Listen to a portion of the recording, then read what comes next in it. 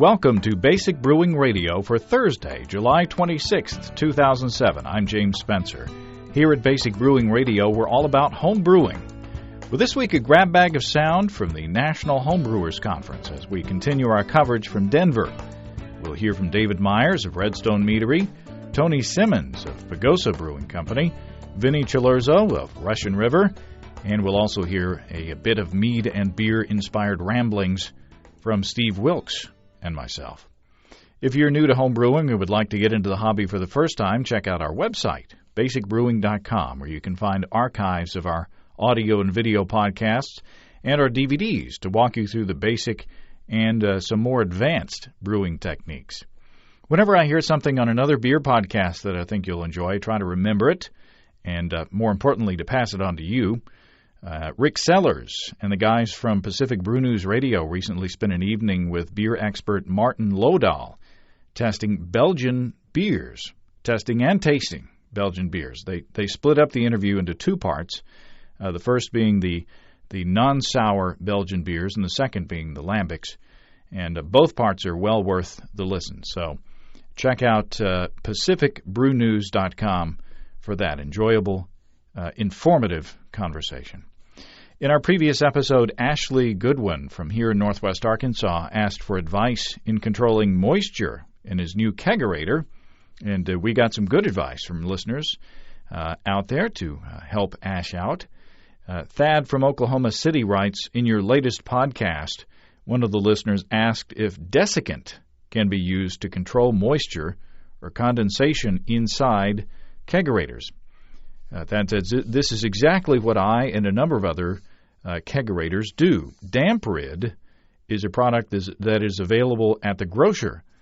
However, I found that Painter's desiccant is much, much more effective. This is available at your local hardware store or paint specialty shop. Another method is the use of an electric sponge. These devices are used commonly in vending machines, Thad says. Essentially, they are an electric dehydrator and can be found online. So there you go. I'd never heard of an electric sponge. You don't want to use those in the bathtub, I guess. Jeff from St. Clair Shores, Michigan, has a more high-tech solution. Jeff writes, to keep the condensation down in my kegerator, I use old computer parts. I have an old power computer power supply plugged into the external thermostat that powers my kegerator. I cut the end off of one of the 12-volt leads and ran wire to 3 old computer case fans that I have mounted inside the kegerator. It's not as good as a frost-free refrigerator, but it helps out a lot. Well, thanks, Jeff. Matt from Fort Collins, Colorado, has another take. Matt writes, I am also using a chest freezer for a kegerator. I had issues with moisture as well and used to simply wipe down the inside once every few weeks, but I kept forgetting. And so here's my new solution. Matt says, I have a small container of DampRid in there, and I also purchased a refill box. The entire purchase was less than $10 and should last a year or so here in Colorado. And Matt also has another trick. He says, here's another trick that may help. You get a more efficient freezer if you have the temperature probe sitting in water. He says, do not do this with a digital probe. This prevents the freezer from turning on and off lots of times. I originally had the probe in a small bucket with a foil over the top and the probe poking through. This was leaving lots of water available to evaporate and stick to the sides of the freezer.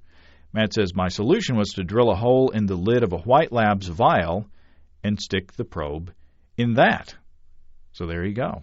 Maybe if the refrigerator or freezer doesn't turn on and off as much, maybe you won't get as much condensation. Appreciate that. Steve Flack, author of Beer Alchemy, homebrewing software for the Mac, writes from Norfolk, England. Steve says, just a quick line about a question raised on your last podcast.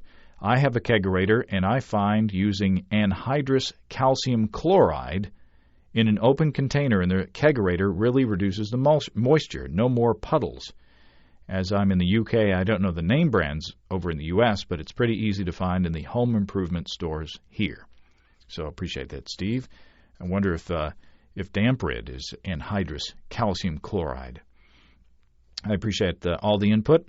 By the way, I've been playing with Beer Alchemy recently, and I'm enjoying it. I'm having a lot of fun, so appreciate that.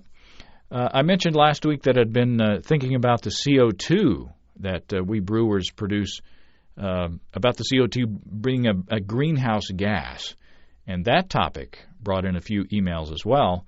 Tyler from Salt Lake City writes, regarding CO2 production and brewing, it won't really be an issue for global warming because it's not releasing new carbon into the atmosphere. Burning fossil fuels releases carbon that has been sequestered for thousands of years. The carbon from fermentation was taken in from the atmosphere when the barley was grown. An equivalent amount will be absorbed for the ingredients in your next batch. You just need to keep brewing to keep the cycle going. So there you go. Save the planet. Brew more beer. Andrew from Bakersfield, California writes, I enjoyed your discussion of breweries and carbon emissions in this past week's podcast. I've done a bit of research into this previously as a member of Brewboard.com proposed devising a way to recycle CO2 on a homebrew scale. The proposal went nowhere. The technology required is simply too complicated, but I did learn a bit. Andrew says less than a third of a brewery's CO2 emissions result from the yeast metabolism. Most come from the energy required to boil and package the beer. This figure doesn't include shipping the beer, emissions from brew trucks, etc. Also, CO2 is not the only greenhouse gas. So basically, a brewery emits similar amounts of greenhouse gases as a similar-sized factory production business. Also, Andrew says the CO2 recycled from those breweries that recycle isn't sequestered and makes its way into the atmosphere eventually. Instead of being released from the factory or the brewery, it's released when we open the beer at home. Recycling CO2 does eliminate the additional gas it takes to force carbonate after fermentation, but it doesn't eliminate the emissions altogether. And Andrew says, what I took away from this info is, while every little bit helps, worrying about the CO2 given off by the yeast during fermentation is like driving a Hummer to the grocery store and then agonizing over whether paper or plastic is better for the environment. We shouldn't blame the yeast. Instead, be worried about the emissions of the huge semi that delivers it to your local liquor store. He says, sorry to get on a soapbox, just my 2 cents worth. Well, thanks, Andrew. All the more reason to brew your own beer at home, I guess, and to even grow your own hops if you can. And speaking of which, I brewed a harvest ale yesterday using homegrown Cascade hops from my garden. I picked 2.5 pounds of hops from my one Cascade plant, by the way. Of course, that's the wet weight. They'll be certainly, after the water evaporates, after they dry out, it'll be a lot less than that. I wound up using 5 ounces of wet hops and almost 3 ounces of dried hops from last year in my 5-gallon harvest ale. And it's a late hopped extract beer, only boiled for 15 minutes, so I should get lots of hop flavor and aroma. And needless to say, it smells pretty hoppy coming out of the airlock, so I'm excited about that. Okay, enough of my talking. Let's go to a recording of Steve and me talking. This was the first trip for Steve Wilkes to the breweries in Denver and the surrounding area. And the first night we went out there, we stayed in Boulder and experienced the hospitality at Redstone Meadery and Avery Brewery. And after tastings there, we took a bottle of Avery Maharaja back to sip on at our hotel room and recorded these beer and mead-based ramblings afterwards. We had 2 of the best tastings I've ever been to. The first was at the Redstone Meadery. And the meads are balanced and sweet and wonderful, and you could never leave there. They are so good. Then we drove over to the Avery Brewery just to poke our heads in because we knew it was closed. But fortunately, Fred, also known as Brad, was there, and Andy. And Andy took us in and gave James and I a private tasting of absolutely the best beers I've ever had. I'm a little lost now in all the beers that we tasted, but he had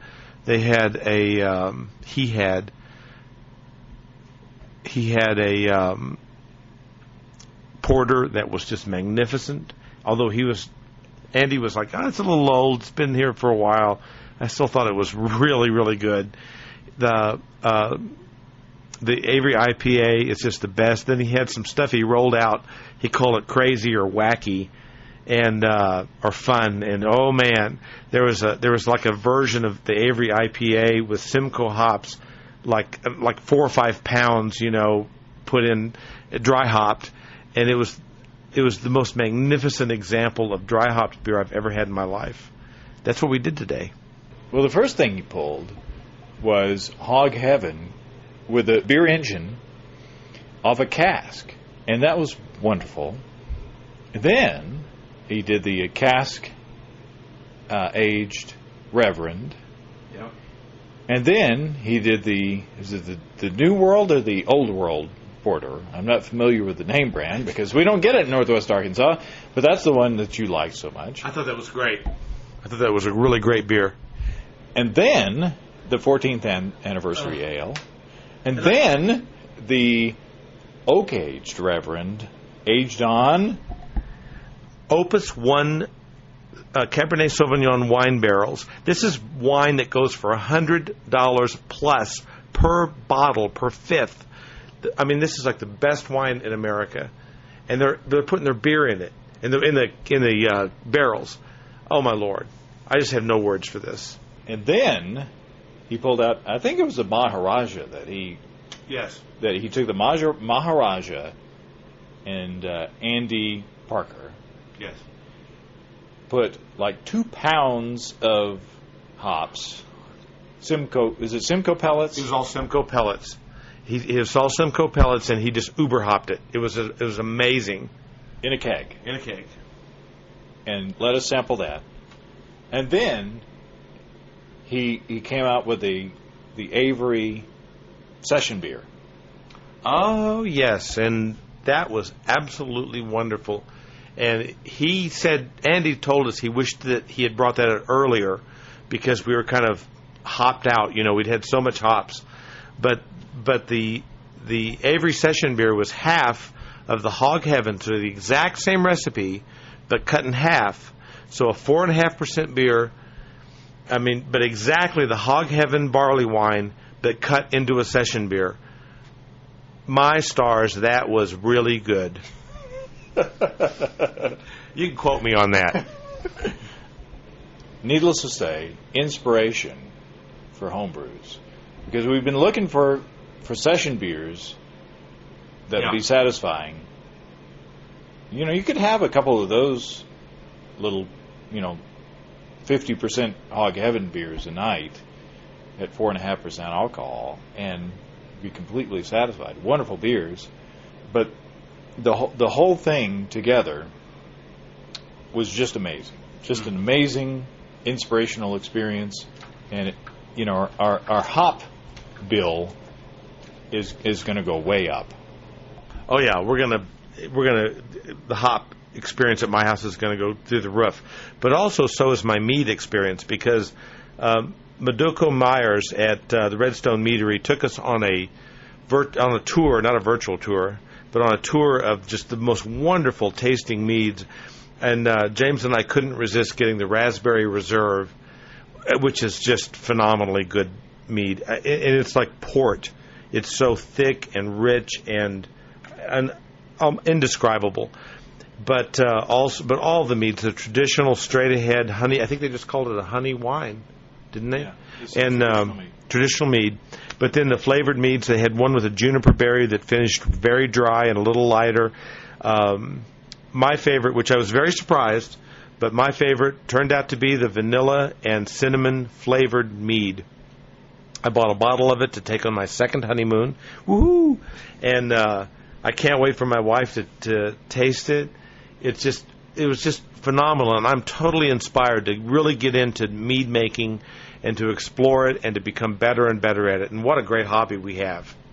Yeah, so the bottom line, Boulder, Redstone Meadery, Avery Brewery, you've got to come to both of those, do the tasting experience, buy some mead and buy some beer, and Go home happy. And go home happy. Your life will be changed, and you'll be inspired as homebrewers, which is what it's all about. Yep.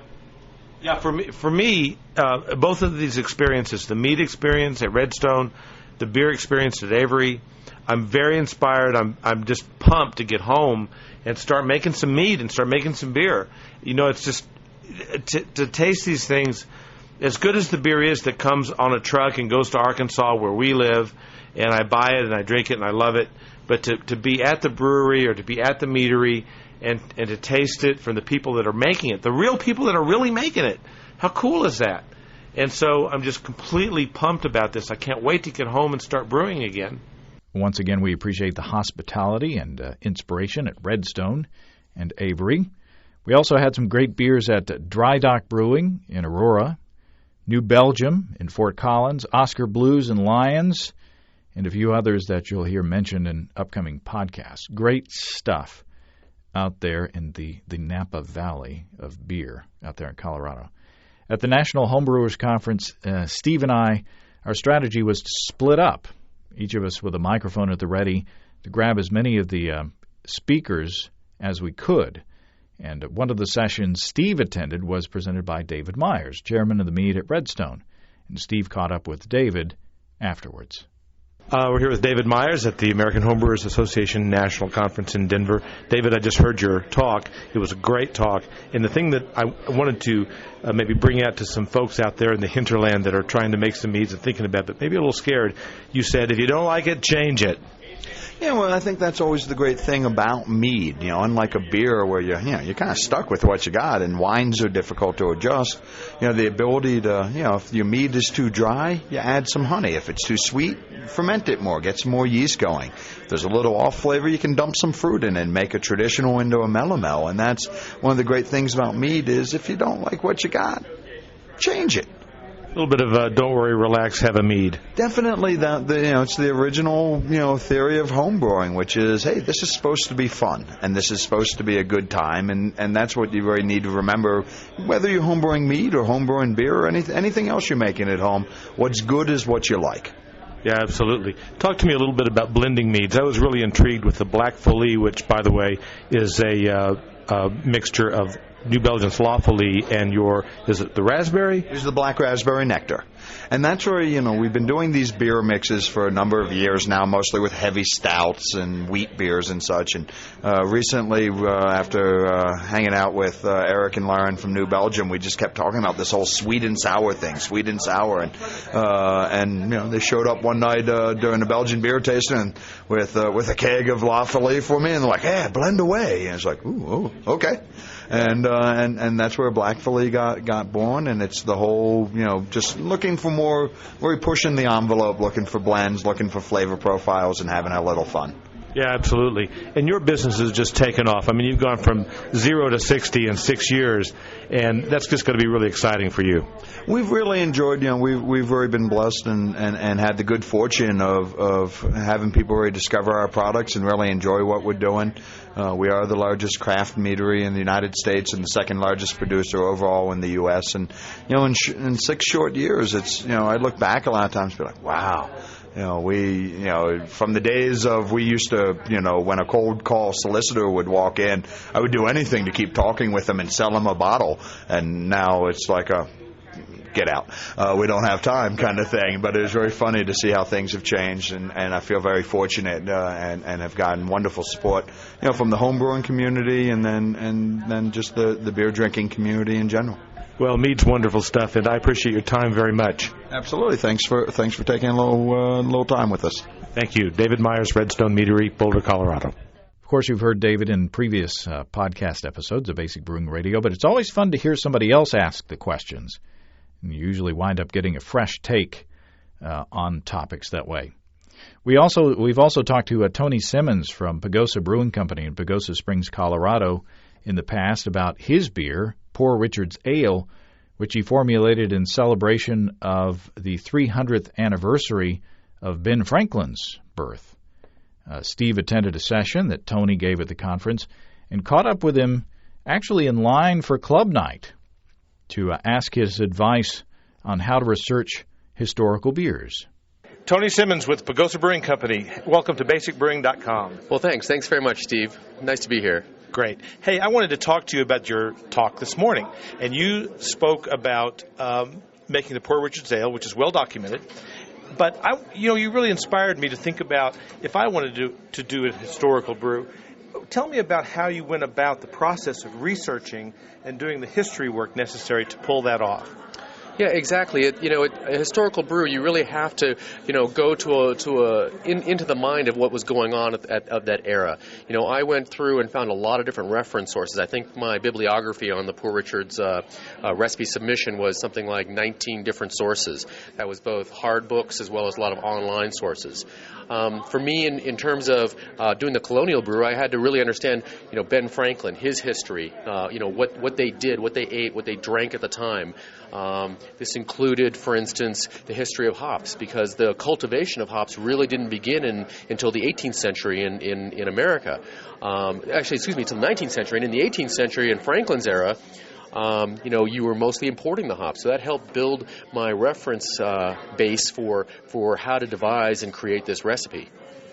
And where did you look for the information? So you got books, but where did you go to get them? Oh, there's a massive amount of choices online. But, I also worked a lot with the Brewers Association in terms of my personal beer library includes a lot of books from the Brewers Association. Ray Daniels' book, Designing Great Beers, had a lot to offer historically as well as technically.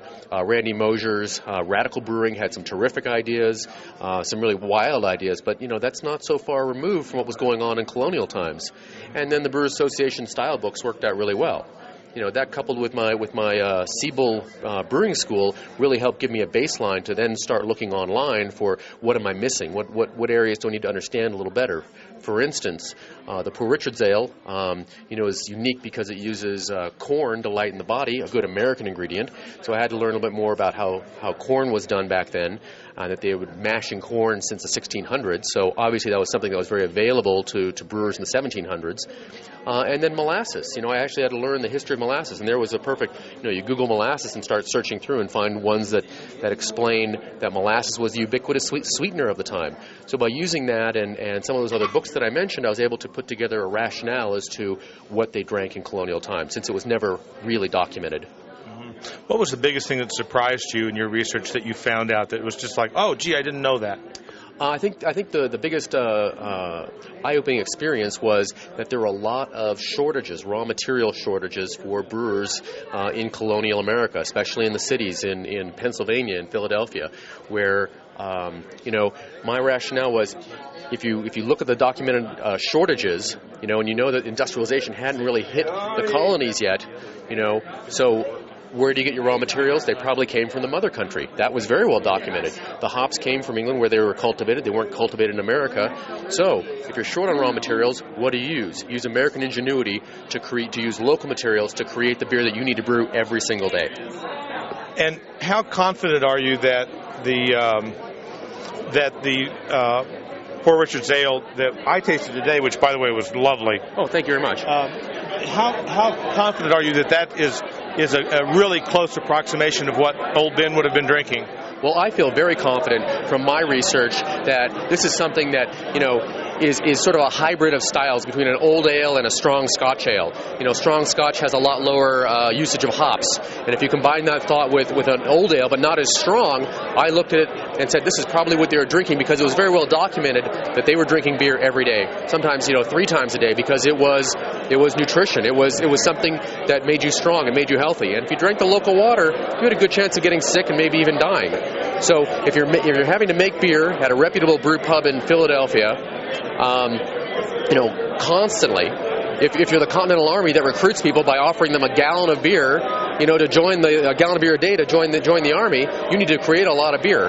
If you're short on raw materials, what are you using? I figured American materials, corn and maybe a bit of molasses to raise the body, but still work on that drinkability. So I felt very confident that what I came up with in the end was something, really, truly realistic of what they probably drank in that era. My grandfather ran a tavern in Missouri before the Second World War, and and I've always been fascinated about thinking of him doing that. And so your talk today gave me the inspiration to think about trying to rediscover the recipe that he would have been making. What kind of advice would you give me to research, or to anyone else that might have something in their past that they want to connect back to? Right, that's a really good question. And we had several people approach me after the lecture asking similar questions. I would really try to get into the era and understand what people were doing, what people drank economically, what was going on. Was beer something like a lawnmower beer that they had just casually, or was it something that they drank every day? Was it, you try to look for references, what colors they had, how strong their beer was. For Benjamin Franklin, we talked about that they drank harvest ales, so they were stronger ales, and that gave me another piece of information. I try to get into the history of it and then support it with some of those other reference materials we discussed earlier. That's terrific. That's great information. Tony Simmons, thank you so much for your time. Thanks, Steve. Really appreciate it. You're welcome. It's fun. You can hear the crowd noise rise during the end of that interview as we got closer and closer to the club night event, which was a lot of fun, by the way. And it was certainly great to talk to Tony in person after talking to him on the phone. Vinnie Cilurzo of Russian River Brewing in Santa Rosa, California, gave a presentation on brewing sour beers.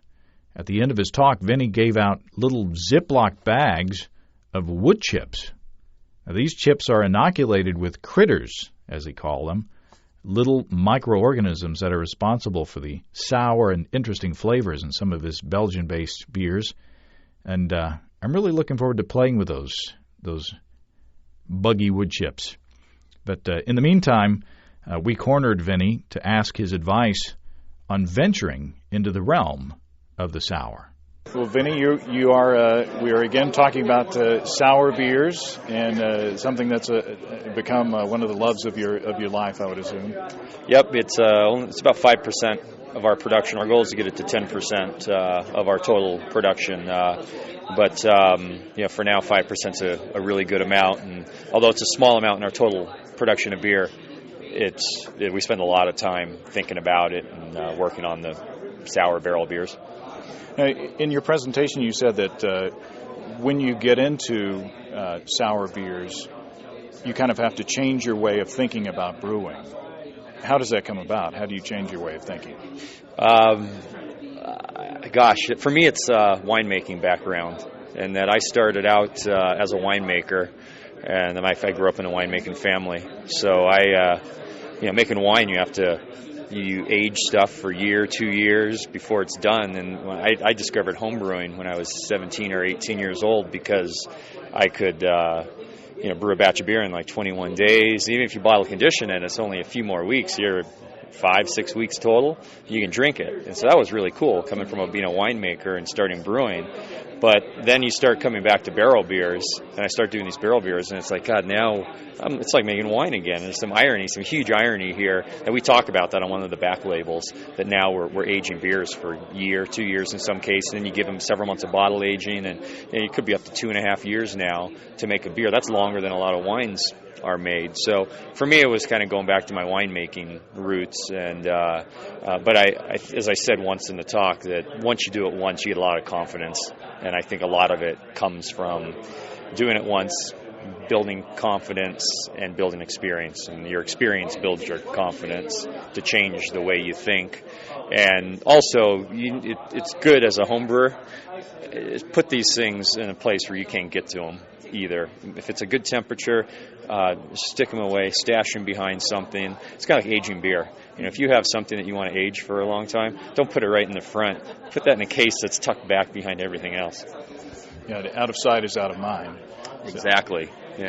So what temperature and how much time are we talking about in the aging in the secondary? Yeah, the temperature in the barrels is typically 62 Fahrenheit, and if you go any higher, you'll start building too much vinegar quality. And anywhere from 12 months to 23, 24 months has been pretty typical for our barrel aging. And then the bottles age several months before we release them. So we have to have some space. We give up. If you saw our brewery, we're really tight, packed in. It's a pretty big space, and I think our brewery is 4,000 square feet total right now, but we only make 3,000 barrels of beer, and there's a lot of room in the back that if we didn't bottle condition our beer, we would have a lot more room to put more fermenters in. If we didn't barrel age beer, our barrel aging room, we get about, I don't know, a couple hundred barrels a year out of it, and maybe 150. And that area, if we could get 2 or 3 more fermenters and gain another 1,000 or 1,500 barrels of beer. So our barrel fermenting area, aging area could really expand if we wanted to make more beer. But we love doing these sour, funkified beers. So it's not only changing your way of brewing, it's changing your way of looking at your business. Yeah, and this is one reason I don't think you'll see a lot of breweries doing this where the brewer isn't the owner, because the owner is looking at it strictly financially, the brewer is looking at it more creatively. But if you have brewer owners like myself, or Ron at Jolly Pumpkin, Rob Todd at Alleygash, Tommy Arthur at Lost Abbey, Pizza Port, those are all brewery owners, and that's, I think, where you're going to see it flourish more. And then you've got the idea of the financially giving up space, and that's not going to happen if you're not if the brewer isn't the owner. So one thing that you've got to learn is patience. Another thing that you've got to look out for is some funky things happening in your beer if you're brewing with these critters, as you call them, that you're not used to looking at. Yeah, and for me, it started out when I made our very first barrel beer. We are still at our first location. Russian River is now at its second location. Our first location was on the property of Corbell Winery, so that kind of freaked the winemakers out when they knew I was starting to play with Brettanomyces. But I only wanted to start out by making a blonde ale, and I wanted to take my favorite component of lambic beer, which was Brettanomyces, and infuse that in. It was only later on that the lacto and the pedio became a part of it, and then it was even further that I realized that, well, anything I put in our barrel room is going to get whatever's in there: Brett, lactopedio, Enterobacter, all kinds of other stuff. So now anything, if I wanted to make just a Brett barrel beer in our barrel room, it's impossible. The lacto and the pedio will infuse in even the smallest amount, just because it's everywhere now in our barrel room. Hence, we can spontaneously ferment in there now. So if you're a home brewer and you're wanting to get into some of the beers that taste anywhere near yours, right, how can you start to get this cooperation of these bugs in your beers? Well, kind of what I talked about in my talk today was using plastic buckets, but you can't age it too long in plastic because the plastic is too porous. But do a partial amount in plastic, and then maybe move it to a carboy. And then in Belgium, there's a tank called a tank they call the horny tank. It's an expression of a tank that's where all the bugs and critters are living. So maybe your plastic bucket could be your horny tank, and you maybe only age it in there for a month, whatever, and maybe you see activity, and at that point you move it over. So it's easy to do as a home brewer, probably easier to do as a home brewer than as a commercial brewer, because if you screw everything up as a home brewer, you can still just go out and buy a new bucket, and buy new tubing, and it's not that expensive in the big picture. A brewery, you start doing this stuff, and you've got your whole brewery's reputation. So there's a funny story I didn't tell today. A lot of funny stories I can talk about these sour beers, all the mistakes we've made. But the one thing I always say is making these beers, it's like someone that's afraid of a dog. If you're afraid of a dog, the dog can sniff you out and it knows and it'll bite you. Whereas I'm not. I can go up to any dog and just start petting it. I love dogs. And I think the Brett and the lacto is kind of the same way. You can if you're afraid of it, you're gonna kind of freak out, and it's gonna know that you're kind of freaked out. It's more kind of an artistic way of looking at it, but it's still kind of true. If you need to embrace it, you need to embrace the Brett, the lacto, the pedio, all the bugs and critters. And you talked about your beer being sick. Yeah. And I think, Steve, you brewed a beer one time that had some ropiness. Yeah, I did. You didn't know that you had a good thing. I didn't, except for I wasn't afraid of it. And you know what? I actually have to admit, I filtered out some stuff and drank it, and it was okay. It was like, that's all right. So talk about your beer sickness. Yeah, it just came up a couple of years ago. We didn't have it when we were at Corbell, and then we didn't have it for about our first year of barrel aging at the brewery, and then suddenly it appeared. So it's just something that developed over time it could be the way that we were growing our lacto and our pedio, the fact that the pedio we never have bought. We have the original strain that I bought from Y Yeast at day one, but it's built, it's now mixed with lacto, so on and so forth, and so somehow it's all mutated, and we've created some strain of pedio that creates sickness in beer. And it's a 3, sometimes 6-month process. In fact, the sanctification I'm serving tonight is still slightly sick, but you can't. It's at the very end. It's almost 100% well, and we're serving it at the pub. It's hard to tell, and you can't. You probably wouldn't even know if I told you. I mean, it takes a pretty trained palate to taste the sickness, and you can see it a little bit, but it's not bad to where we wouldn't serve it, and it's so close to being done. And I wanted to serve the beer at the conference this week. So if you see some funky things happening, even at the homebrew scale, don't give up. Yeah, especially if you have something that goes sour on you or something gets weird, I would hang on to it. I would put that thing aside, let it develop. You'd be surprised what happens. La Folie from New Belgium that all started by a sour keg of Fat Tire that came back. It's amazing to think that La Folie and Fat Tire, that La Folie's base was started as a bad keg of Fat Tire that came back sour. And now look what it's turned into, something probably the most recognizable American sour ale that's out there, and it's got some availability, whereas our stuff is very limited. We put it for sale, it's gone within a week, and although we make a fair amount, that's why we need to make a lot more of it to get it out there and get it into some wider distribution into more markets than we're at now. And if you do strike upon a beer that you like a lot, you can conserve some of that and use it to inoculate some later batches. Yeah, we can, and we don't. We tend to not take actual beer.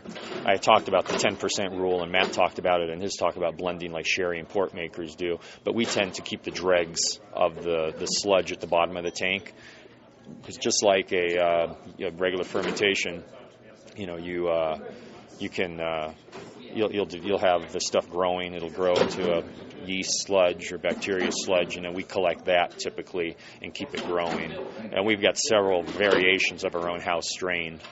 We've got it just one that was sat open. We've got it from certain barrels, and if we see a barrel be different, then we'll pull that and grow it separately.